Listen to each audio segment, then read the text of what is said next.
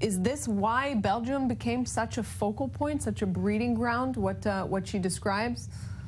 Well, there is a very large today Muslim community in Belgium, but as Ksenia was saying, it's true.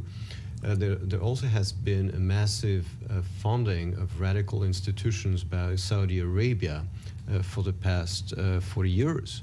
This started really after the Wahhabism that she was mentioning. Right, and this started really after the Yom Kippur War, when Saudi Arabia was leading the oil embargo against Israel, and started becoming kind of a reference for the Arabs of Europe, as opposed to the former and discredited Arab nationalist leaders such as Nasser of Egypt.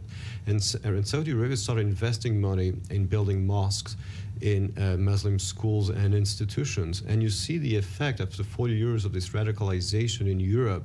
And I think the European leaders haven't paid enough attention to that.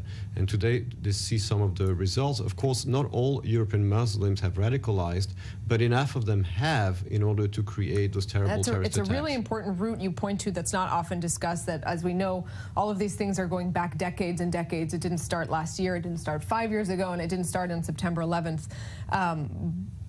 In terms of Saudi Arabia, for example, do European leaders or do American leaders, are they not aware? I mean, they're surely aware of it, right? There's a conscious decision not to deal with that aspect strongly enough, is there not? And one of the reasons was that, especially during the Cold War, Saudi Arabia was considered, because it was anti-Soviet Union, it was considered an ally, especially of the United States.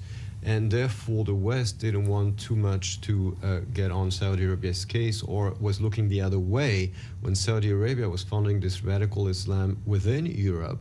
But now they have to face it. And I think that the fact that today Saudi Arabia has much less leverage because of the collapse of the prices of oil, it is less of an economic power as it used to be.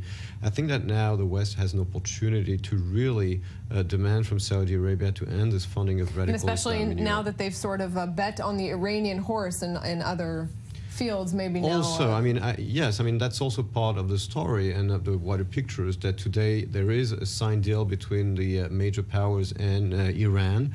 We know that the Saudis are very upset about it, but that is, as you said, it seems to be the strategy today. So let's jump for a moment from